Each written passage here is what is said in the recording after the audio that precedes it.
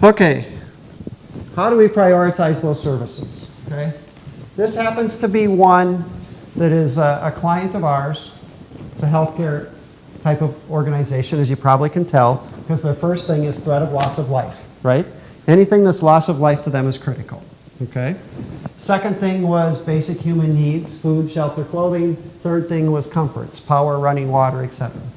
So, critical facilities. We're just having a conversation. What is a critical facility? So there is a government that defines critical facilities.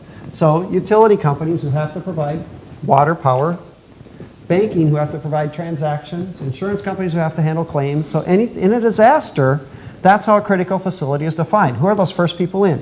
Healthcare organizations that have to come in and provide for people that might be injured. And then, of course, your government, your law enforcement, right? And your notification from that standpoint. And then your technology data centers. So like your telecom, your phone, those types of data centers have to be up and running, right? So those are all considered critical facilities, and those are the facilities that should have a disaster recovery capability in case they happen to be in the disaster, because it's very likely, right? What are the odds we have this big disaster, we need all the people in the hospital? Well, that hospital better have a secondary site so they can function, right? Because they're there at the place of the disaster.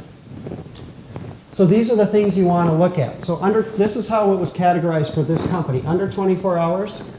If it was loss of life, it was under 24 hours. If it was human needs, it was between 24 and 72 hours. If it was just kind of comfort things that they could get later, 72 to 168, and then over.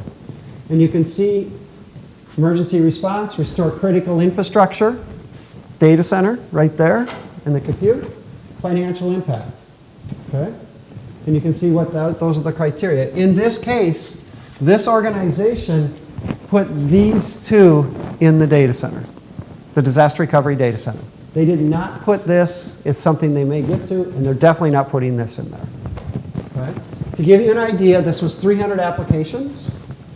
And out of those 300 applications, 53 fell under the first two categories. So that's how much they were going to put in their data center. 53 out of 300 is what they had to build for when we finished the analysis with them and going through it. Okay? Why is that important? Again, if you build a data center that's 300 applications that needs 3,000 servers and 5 terabytes of storage, and all you really needed was 53 applications and maybe 150 servers and maybe 1 terabyte of storage, you're going to be way overbuilt. It's going to cost you money.